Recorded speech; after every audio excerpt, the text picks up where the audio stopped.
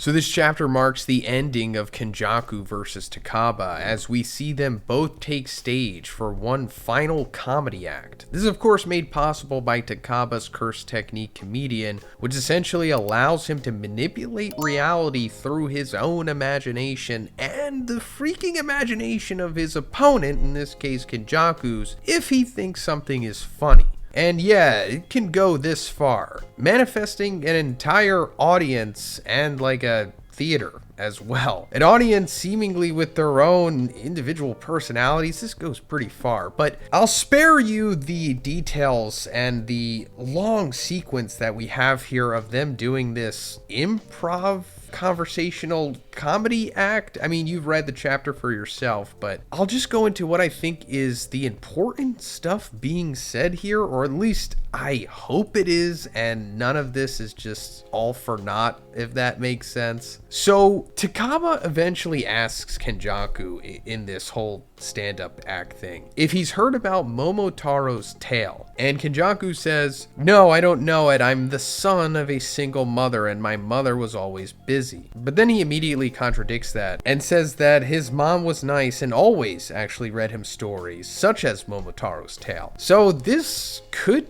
be the truth, or either Kenjaku is just saying this as a part of the act. If it is true, it means that Kenjaku is a male, or at least was born a male, since he says I'm the son of a single mother, and that means that Kenjaku had a single mother, and I guess his father was out of the picture or something, and she was either busy or not. Again, it possibly doesn't even matter, because we might not even go more into Kenjaku's backstory considering what happens at the end of the chapter. But I think the important thing here, aside from that, is the tale of Momotaro, because it's brought up multiple times in this sequence. And let me just go over quickly what it is. So it's this old Japanese folklore about a boy who was born from a giant peach, and he was found floating down a river by an old childless woman along with her husband, and he was basically like a beast. Like at the age of 5, he was able to cut down like a big tree with an old knife, and as he got older, he left his parents to go fight a bunch of demons, and along the way he befriended a talking dog, a monkey, and a pheasant. And then eventually he goes to Onigashima,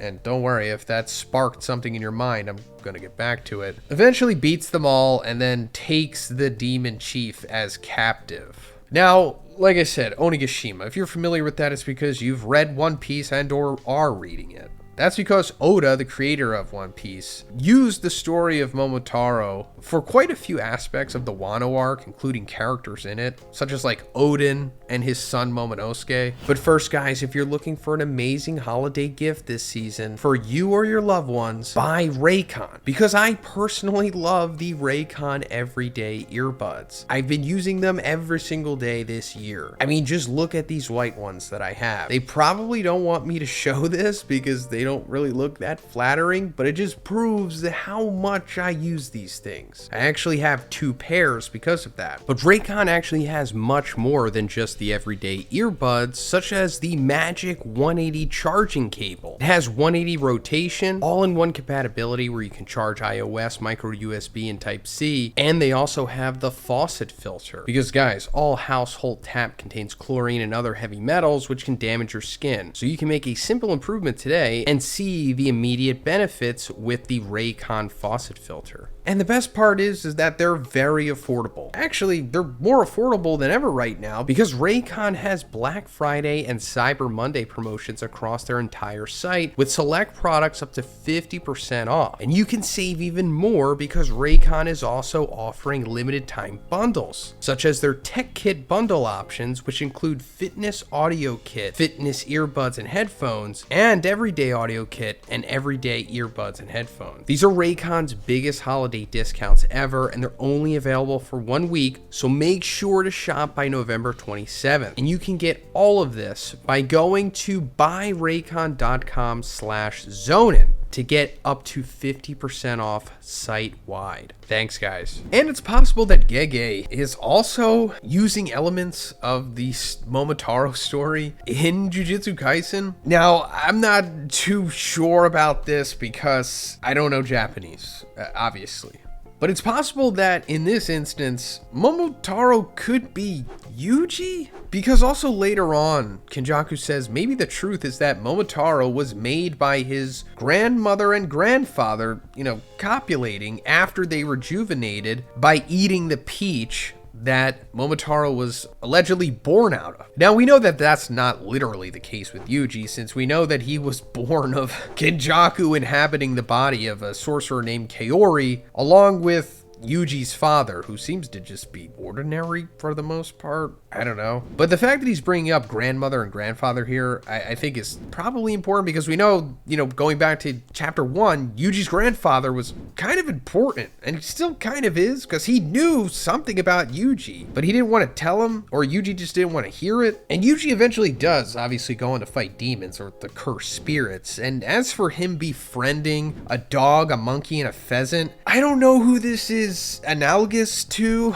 I mean, I think it probably could go into the names. I mean, if you understand Japanese and the nuances of it, you could probably break down some of the names of the characters in the series and figure out like who's the monkey, the pheasant, and the dog. Because in like One Piece, for example, the admirals are named after the monkey, the dog, and the pheasant. Like we have Kizaru, Akainu, and Aokiji. Yellow monkey, red dog, and blue pheasant. So in Jujutsu Kaisen, I don't know who the names of the characters are that could relate to this, if this is a thing, or it could be more symbolic. Like for example, monkey, I think that could be Maki, if anyone, because she's supposed to be the new Toji, right? And Toji referred to himself as a monkey. And that's, of course, because that parallels to Sun Wukong, the Monkey King, and more so, Sun Wukong taking on Buddha. And in Jujutsu Kaisen, Gojo is essentially Buddha. Because the whole I alone am the honored one, that's like Buddha's iconic line. And I'm pretty sure that's what he said before he like squashed Sun Wukong, which is of course right before Gojo squashed Toji. So maybe Maki is a monkey. And as for who the dog and the pheasant are, I guess Megumi and Nobara maybe? I don't know. I'm sure somebody in the comments knows. So if you are that person and you can let us know, thank you so much. I appreciate it. Or maybe I'm just thinking way too much into this, and I'm just hoping that all of this is just not a nonsensical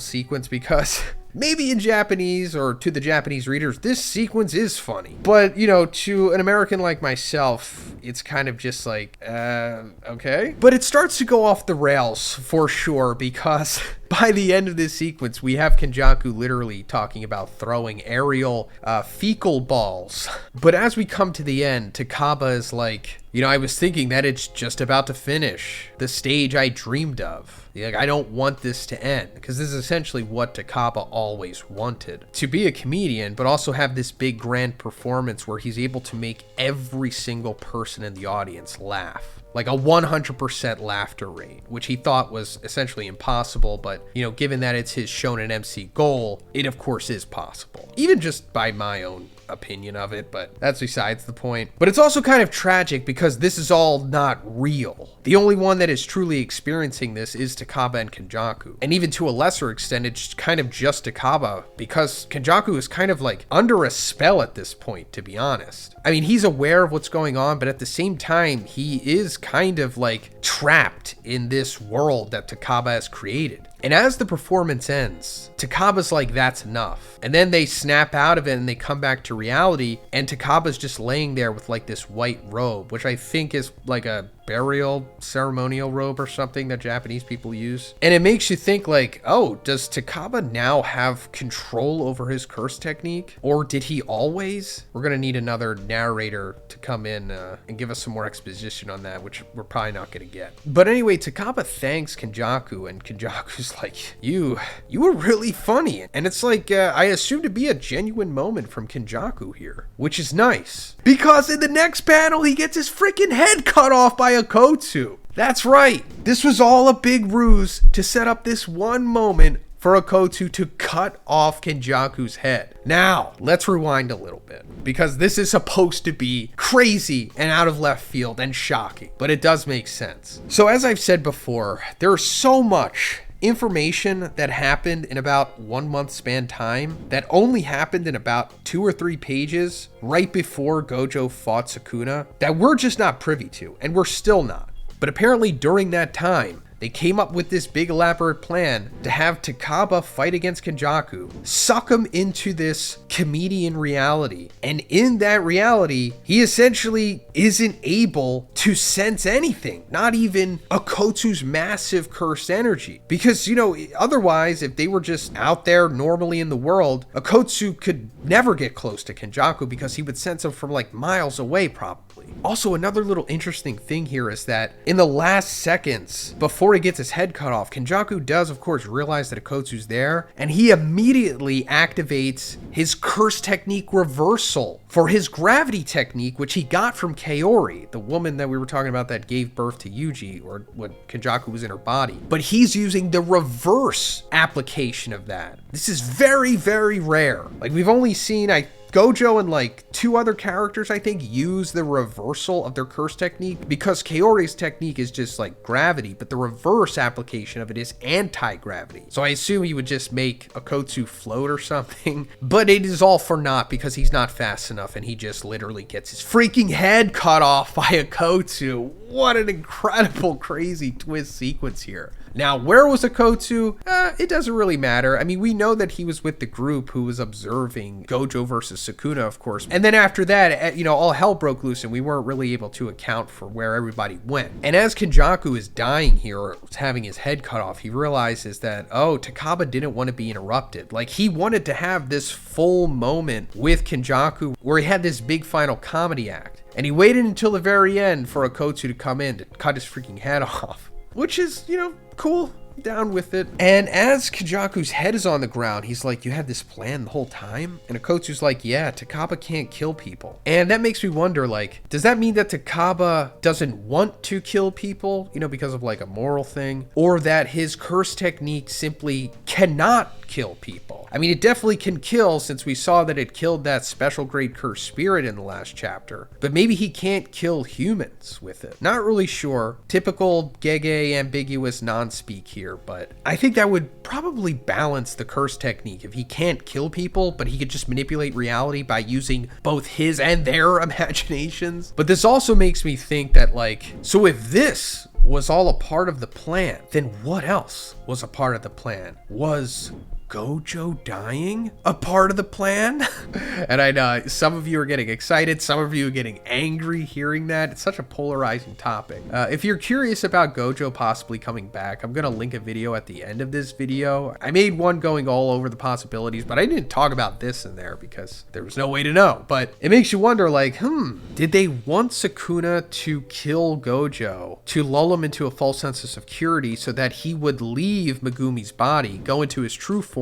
And then I guess it has something to do with Higuruma and Yuji going after Sukuna, because it was like instant. After Sukuna killed Kashimo, they were just on him. And it seems obviously like it was planned to be that way. Now, again, I don't want to get anybody's hopes up saying that it's guaranteed Gojo is coming back, because I don't think it's guaranteed. I really do genuinely think it's like 50-50 at this point, which is great because it could have been less percentage than that. But anyway, coming to the end of the chapter here, Kenjaku's like, is that so? I was halfway. What a shame. But my will be inherited. So what does that mean? Well, I mean, I just assume it means that someone is going to finish Kenjaku's plan of merging the population of Japan with Tengen and his barrier and creating like this big ultimate world-ending curse spirit abomination thing. Now, who is going to inherit the will? Could be Urarame, could be freaking Sukuna, could be Yuji. Yuji is not off the table for being way more important than we think he is. Remember, it goes back to the story of Momotaro. Even though that doesn't really coincide with Kenjaku's plan here, he still did say, like, I don't know, like a year or two ago, that Yuji was like the eye of the storm. As long as he and Sukuna exist, there's always going to be like this big struggle or whatever. I'm paraphrasing, but some of you psycho hardcores out there know what I'm talking about. Also, going back to the story of Momotaro, remember when we said that he did defeat the demons with his friends, and then they captured the demon chief and they plundered his treasure? Maybe that's what's going to happen here. Maybe Akotsu captures Kenjaku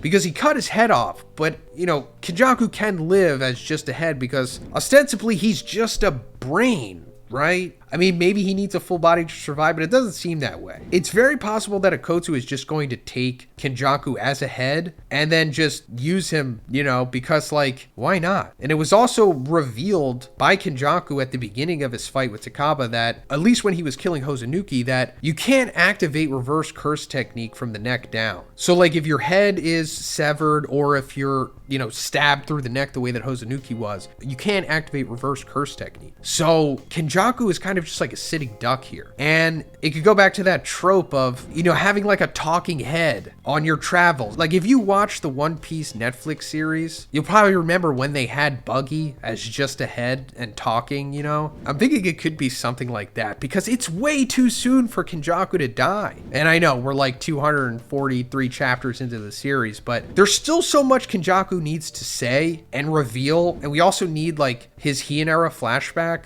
So I'm hoping best case scenario is that Akotsu just takes Kenjaku's head and then just keeps him around. But yeah, that's pretty much it for this one, guys. Let me know what you think about this in the comments. And if you liked the video, please give it a like and please subscribe if you haven't already. Have a great day. I'll see you in the next one.